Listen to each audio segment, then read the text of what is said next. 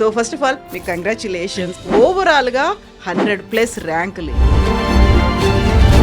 Sankeerth is a chief protocol officer. Murugender Lal మొదట IPS వచ్చింది, తర్వాత మళ్ళీ అటెంప్ట్ ఇచ్చాడు, తర్వాత మళ్ళీ ఐఏఎస్ వచ్చింది. ఉమాహారతి ఆల్ ఇండియా ర్యాంక్ 3, ఇప్పుడు అసిస్టెంట్ కలెక్టర్ తను. అలా ఇప్పటి వరకు 102 ర్యాంక్స్ వచ్చాయి మేడం.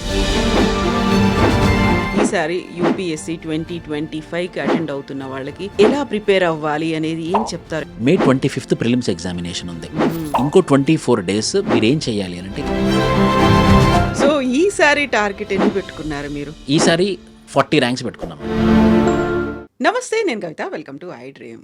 ఈ మధ్య యూపీఎస్సీ 2024కి సంబంధించి రిజల్ట్స్ అనేవి వచ్చాయి. ఆ తర్వాత బోల్డ్ అనే డౌట్స్ కూడా వినిపించాయి. వాటిలో ప్రధానంగా స్కోరింగ్ సబ్జెక్టులు అనేవి ఉంటాయా, ఎలా ప్రిపేర్ అవ్వాలి, ట్రైనింగ్ కోసం ఢిల్లీ దాకా వెళ్ళాలా, తెలుగు స్టూడెంట్స్ దేని మీద ఫోకస్ పెట్టాల్సినటువంటి అవసరం ఉంది, సివిల్స్లో సబ్జెక్టులని మార్చుకుంటే ఎక్కువ మార్కులు వస్తాయా, బోల్డ్ అని డౌట్స్ ఉన్నాయి కదా. వీటి గురించి మాట్లాడుకుందాం. మనతో పాటుగా ఉన్నారు Vishnu IAS academy founder Vishnuvardhan గారు. విష్ణు గారు నమస్తే అండి.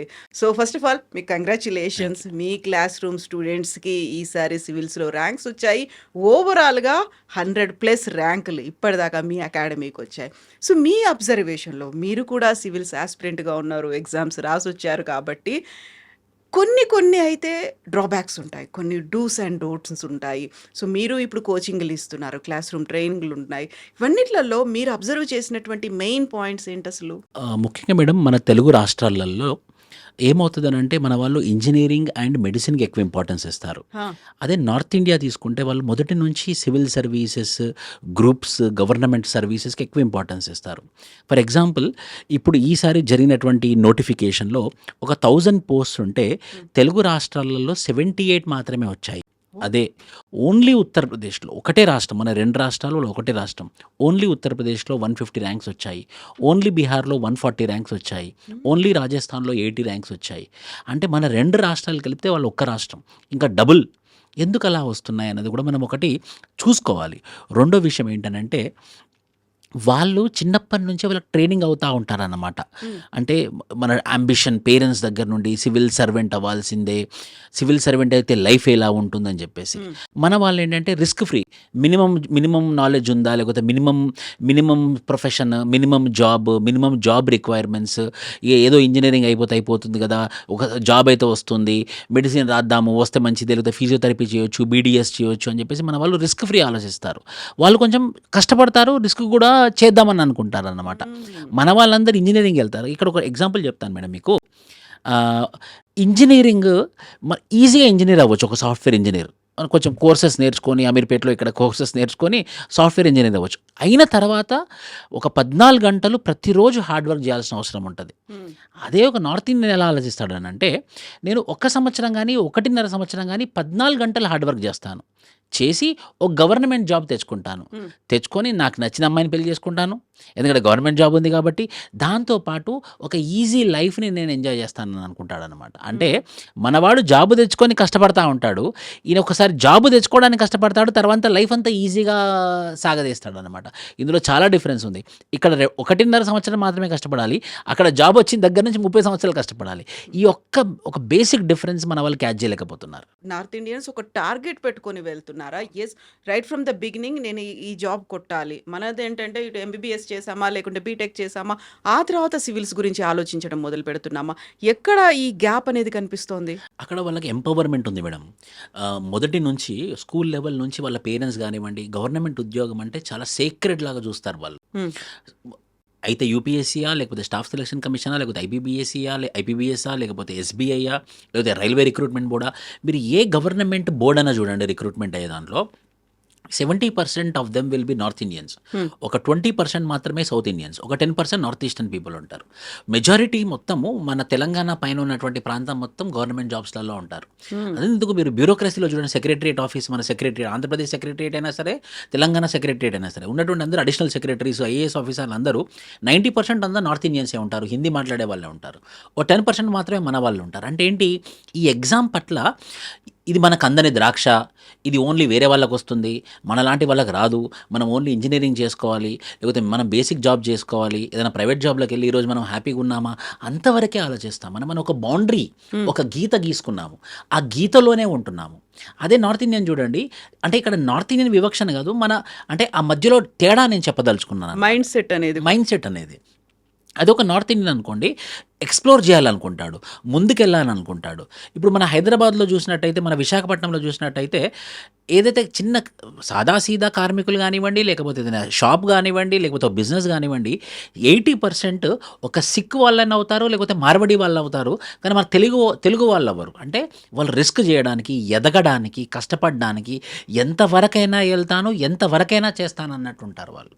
మన వాళ్ళు, నేను ముందుగా చెప్పినట్టు, నేను ఇంతే, మనది వింతే, మనం దీనికన్నా ఎక్కువ చేయలేం. మన పేరెంట్స్ ఏమని చెప్తారు, ఏదో ఒకటి చదువుకో, ఏదో ఒక జాబ్ తెచ్చేసుకో, మనలాంటి వాళ్ళకి ఇంత పెద్ద పెద్ద కళలు ఎందుకు అని చెప్పేసి కళలు కూడా కాననేవారు. ఈ మైండ్ సెట్లో మార్పు రావాలన్నది నాకు ఎప్పటి నుంచో ఉన్నటువంటి ఆలోచన మేడం, అని కోరిక కూడా.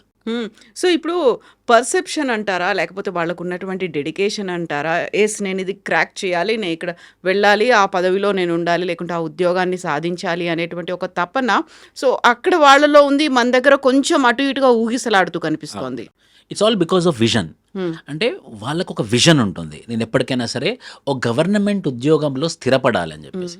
మనకు విజన్ ఉండదు. మనకేంటి, ఒక జాబ్ వచ్చిందా, ఒక 20,000 25,000 వచ్చిందా, మనం నడిపించామా అన్నట్టు మనం ఉంటాం. మెజారిటీ ఆఫ్ ద పీపుల్, మన దాంట్లో కూడా విజనరీస్ ఉన్నారు, కానీ తక్కువ. అందుకే చూడండి, ఆంటర్‌ప్రెన్యూర్స్ కానివ్వండి, బిజినెస్ ఎంపైర్స్ కానివ్వండి, ఎక్కువ మహారాష్ట్ర అండ్ అబోవ్ ఉంటుంది, కానీ మహారాష్ట్ర అండ్ బిలోలో చాలా తక్కువగా ఉంటారు. ఇప్పుడు బెంగళూరు అని అనుకుంటాం మనం, బెంగళూరు సాఫ్ట్వేర్ హబ్ అయిందని అంటాం. అందులో పనిచేసే వాళ్ళు ఎవరు, అందులో 80% of the employees are from north India.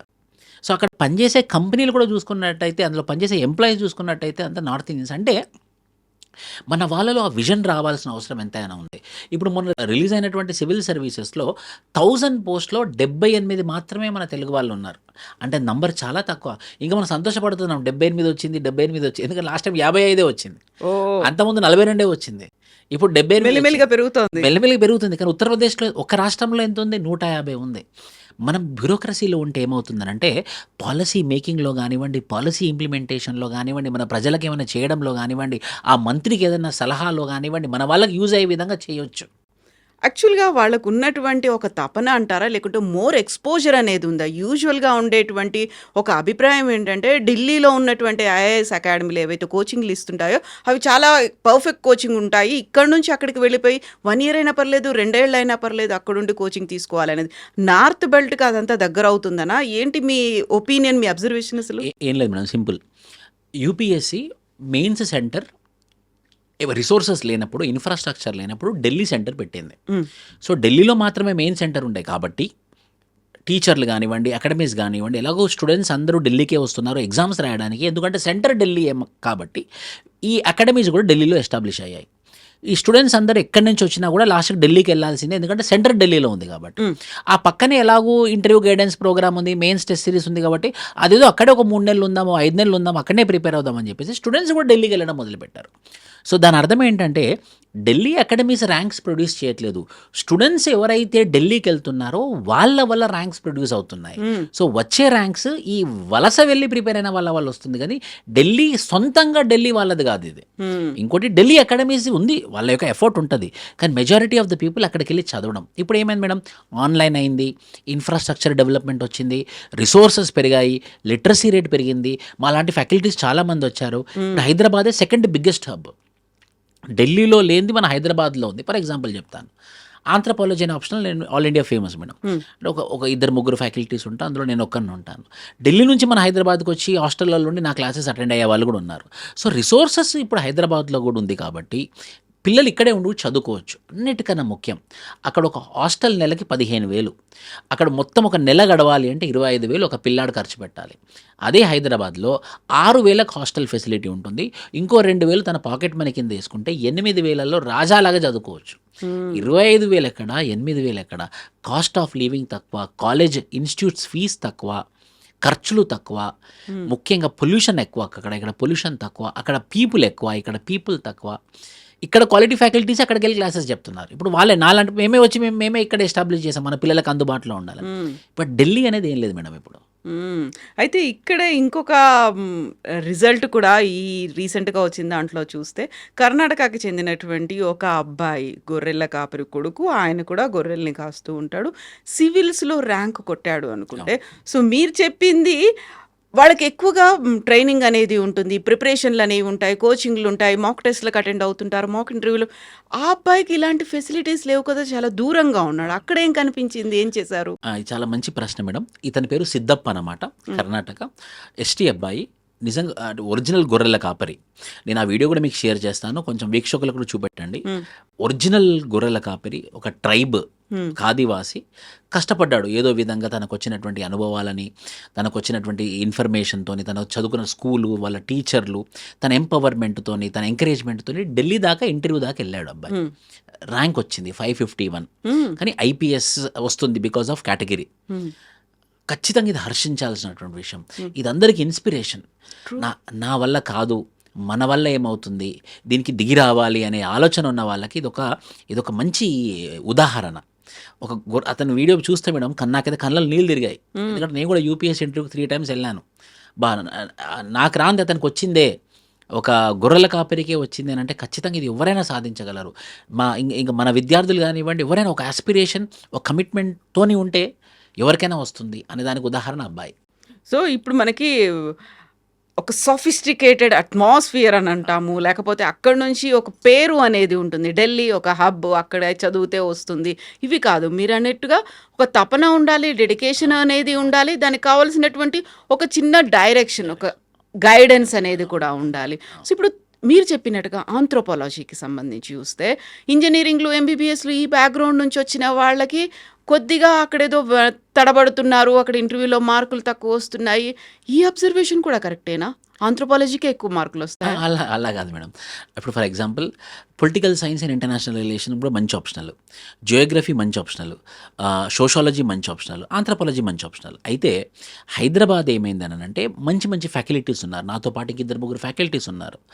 అన్ఫార్చునేట్గా యాక్సిడెంటల్గా వాళ్ళు తెలుగు వాళ్ళు అవ్వడం, వాళ్ళు హైదరాబాద్లో ఉండడం వల్ల, పిల్లలు కూడా హైదరాబాద్కి రావడం వల్ల హైదరాబాద్ ఆంథ్రోపాలజీ క్లాసెస్కి హబ్లా మారింది అంతే. బట్ పిఎస్ఐఆర్ ఢిల్లీలో ఇప్పుడు టాప్ 10లో ఒక 3-4 ర్యాంక్ 1 ర్యాంక్ 2 కూడా పిఎస్ఐఆర్ ఆప్షనల్ వాళ్ళే. సో ఏ ఆప్షనల్ అయినా కూడా ఇంపార్టెంటే మేడం.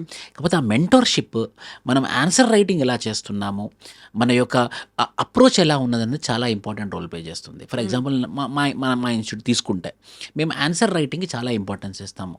నేను తీసుకుంటే నా ఆంథ్రోపాలజీ సబ్జెక్ట్కి రోజు సాయంత్రం, ఈరోజు కూడా ఈవినింగ్ 6 to 8 క్లాస్ ఉంటుంది. 6 to 8 క్లాస్ చెప్పిన తర్వాత ఒక క్వశ్చన్ ఇస్తాను, పీవైక్యూ, ప్రీవియస్ ఇయర్ క్వశ్చన్, అదే టాపిక్ మీద వాళ్ళని ఆన్సర్ రాయమని అంటాను. వాళ్ళు రాసిన తర్వాత నేను అక్కడే కూర్చొని కరెక్షన్ చేసి అప్పుడే వాళ్ళ ముంగటనే నేను వాళ్ళు ఏం తప్పులు చేశారో చెప్తానమాట. సో దట్ వాళ్ళు అప్పటిదప్పుడు వాళ్ళు they will correct there mistakes. అలాంటి అప్రోచ్ ఉంటే మాత్రం ఏ ఆప్షన్లో అయినా కూడా మనం ఖచ్చితంగా సక్సెస్ పొందొచ్చు. అది ఆంథ్రోపాలజీ అనే కాదు. సో ఇప్పుడు మనం పర్టికులర్గా మీరు చెప్పినట్టుగా 78 మందే సివిల్స్లో సెలెక్ట్ అయ్యారు ఈ ఇయర్ అనుకున్నప్పుడు, అక్కడ డూస్ అనేవి ఉంటాయి, కొన్ని డోంట్స్ ఉంటాయి, అందులో చేస్తున్నటువంటి తప్పులు అనేవి కూడా ఉంటాయి. ఏం చేస్తున్నారు తప్పులు? చాలా మంచి ప్రశ్న మేడం.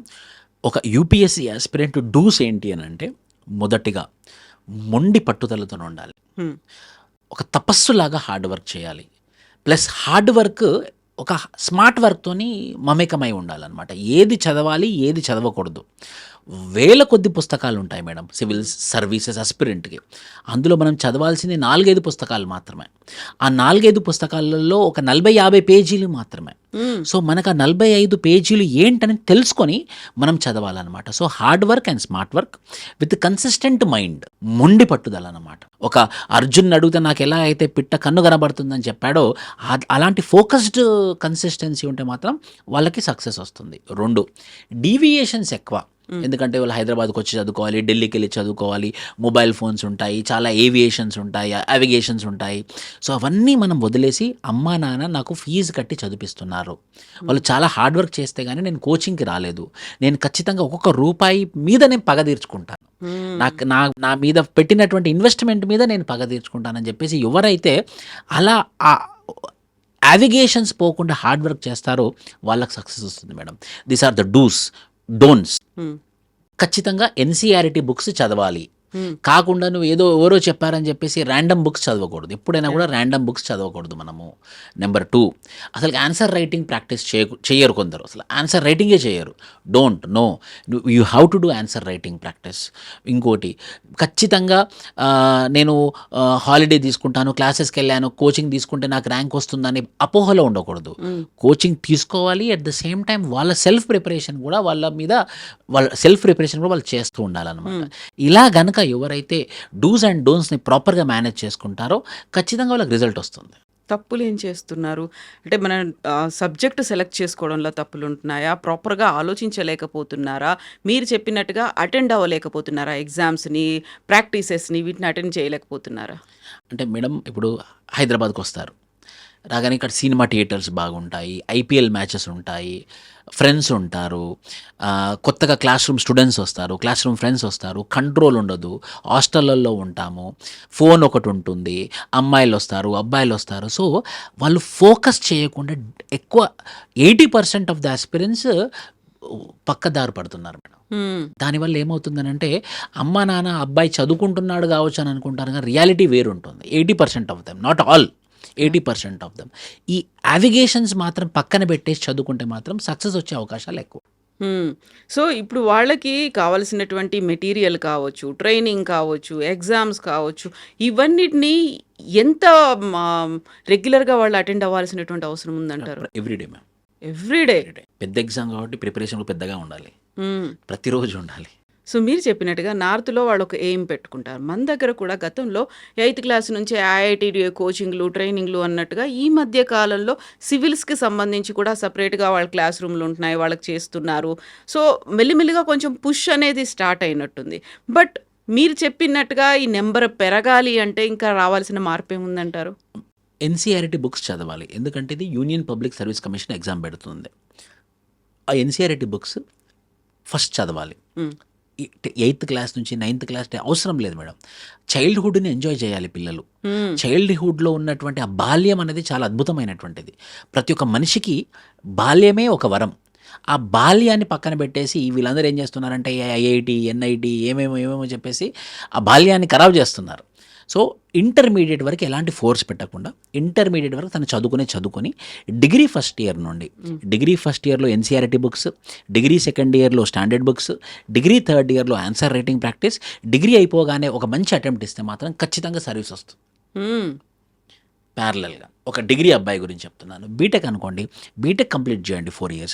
బీటెక్ అయిపోయిన తర్వాత ఒక 1 year ఫుల్ టైం కోచింగ్ తీసుకోండి. ఆ నెక్స్ట్ అటెంప్ట్ ఇవ్వండి. మీకు కనీసం మీకు ఒక ఏదన్నా మీ గ్యారంటీ కోసం ఏదైనా సాఫ్ట్వేర్ ఇంజనీర్ రెడీగా ఉంటుంది, ప్లాన్ బి, ప్లాన్ ఏ మీరు యూపీఎస్సీ ప్రిపరేషన్లో కూడా ఉండొచ్చు. సో ఈ మధ్య కాలంలో ఎక్కువగా సాఫ్ట్వేర్ ఇంజనీర్లే అటువైపు, అంటే బీటెక్ చదువుకున్న వాళ్ళే వస్తున్నారు అనే దాంట్లో, ఎంబీబీఎస్ నుంచి కూడా వస్తున్న వాళ్ళు ఉన్నారు అనుకున్నప్పుడు స్కోరింగ్ సబ్జెక్టులు అనేది ఒకటి వస్తుంది. అరే నేను ఇది చదువుకొని వెళ్ళాను, నా బ్యాక్గ్రౌండ్ అంతా ఇదే కదా, ఇటు నుంచే వచ్చాను కదా, కాకుంటే అక్కడ నాకు ఇంటర్వ్యూలో మార్కులు తక్కువ వచ్చాయి, మెయిన్స్ కాదు ప్రిలిమ్స్లో ఇట్లాంటి వాటిలో తక్కువ వచ్చాయి.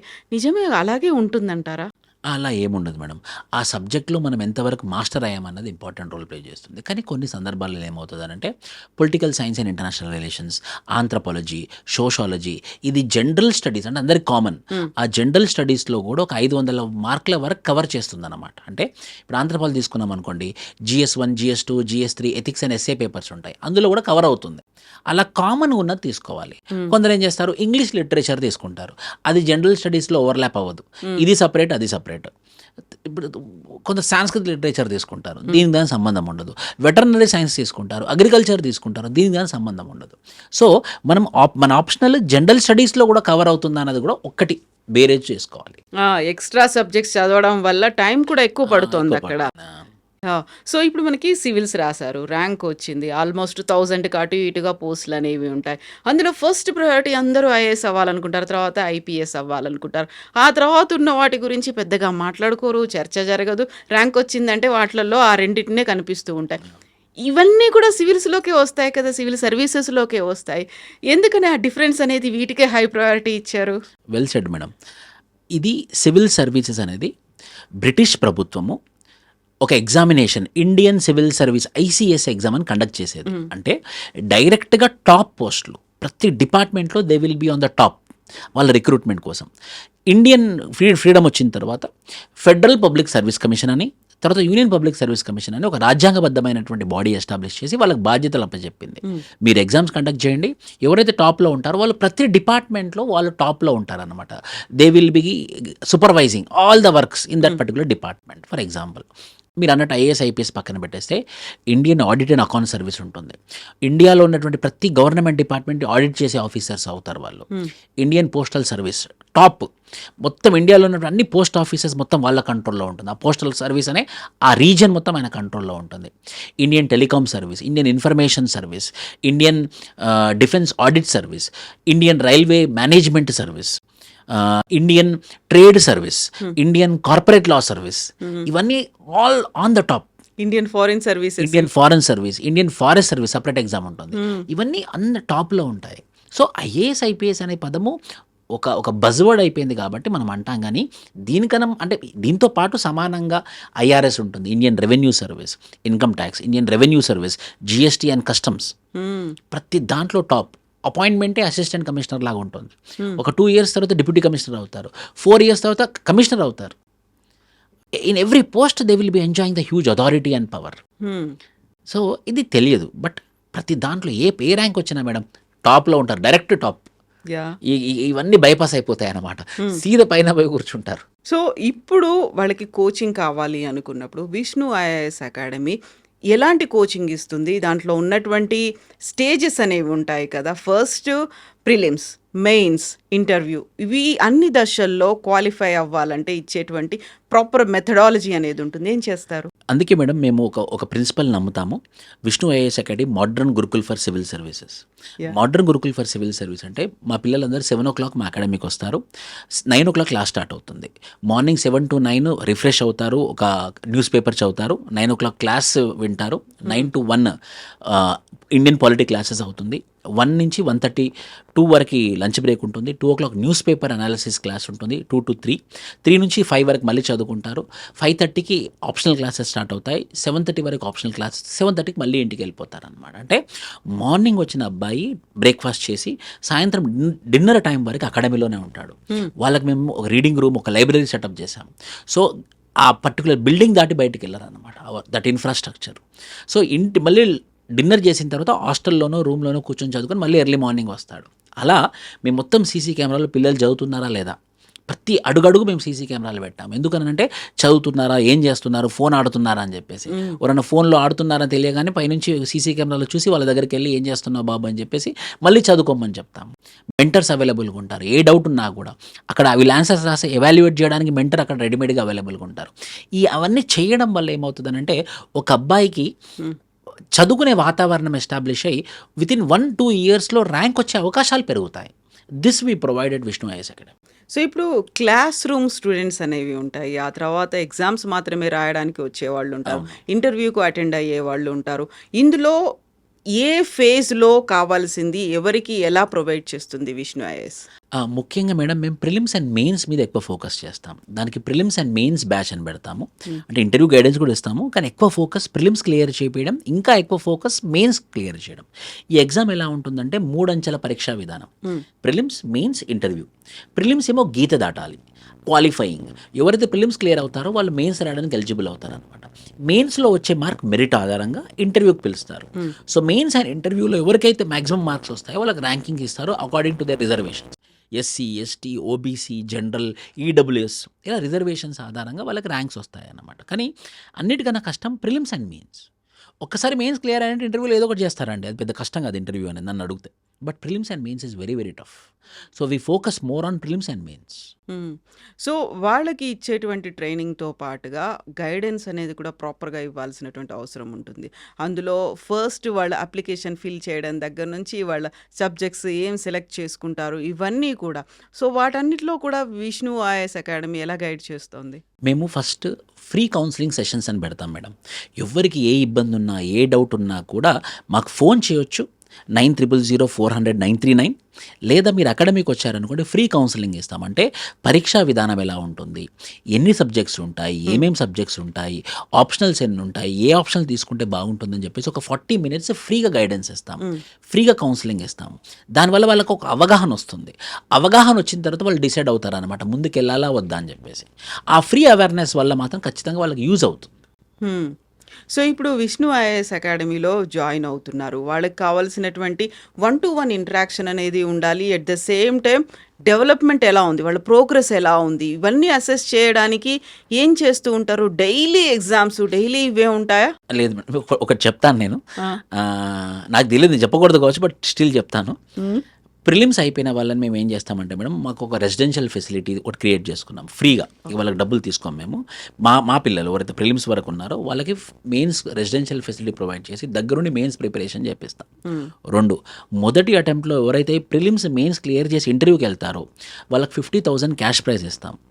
ఎవరైతే మొదటి అటెంప్ట్లో prelims mains and interview clear చేసి ర్యాంక్ తెచ్చుకుంటారో 1,00,000 రూపీస్ క్యాష్ ప్రైజ్ ఇస్తాం. అంటే మీకు ర్యాంకే కాకుండా మా తరపు నుంచి కూడా ఏదో ఒక ఇన్సెంటివ్ ఉండాలని చెప్పేసి మేము ఇలా కూడా వాళ్ళని మోటివేట్ చేస్తున్నాం. ఎంకరేజ్‌మెంట్ కూడా ఉంటుంది ఎంకరేజ్మెంట్. వీళ్ళకి కూడా. ఆ. యాహ్! సో, ఇప్పుడు విష్ణు ఐఏఎస్ అకాడమీకి సంబంధించి ఆహ్, 5 ఏళ్ళు అవుతుందా స్టార్ట్ 5 ఏళ్ళు చేసి? అవుతుంది. Yes. సో, వచ్చినటువంటి యూజువల్‌గానే చెక్ చేసుకుంటూ ఉంటారు. ఇంతకుముందు నేను అన్నట్టుగా ఢిల్లీ అయితే బావుంటుందేమో, ఢిల్లీకి వెళ్తే అన్నీ ఉంటాయి కదా! అక్కడే ఉంటుంది, ఫెసిలిటీస్ ఉంటాయి, మనకున్నటువంటి అట్మాస్ఫియర్ అక్కడ అలాగే ఉంటుంది. అండ్ గల్లీలో ఒక 10, 15, 20 అంతా అదంతా కూడా అలాగే అమీర్పేటలో ఎలా అయితే కనిపిస్తుంటాయో అక్కడ అన్నీ అలాగే కనిపిస్తుంటాయి కాబట్టి మోటివేషన్ అనేది ఉంటుంది. ఎక్కడ డీవియేట్ అవ్వకుండా ఉంటారు అనేటువంటి కాన్సెప్ట్ ఉన్న వాళ్ళకి why Hyderabad, why Vishnu IAS academy అంటే ఏం చెప్తారు వాళ్ళకి?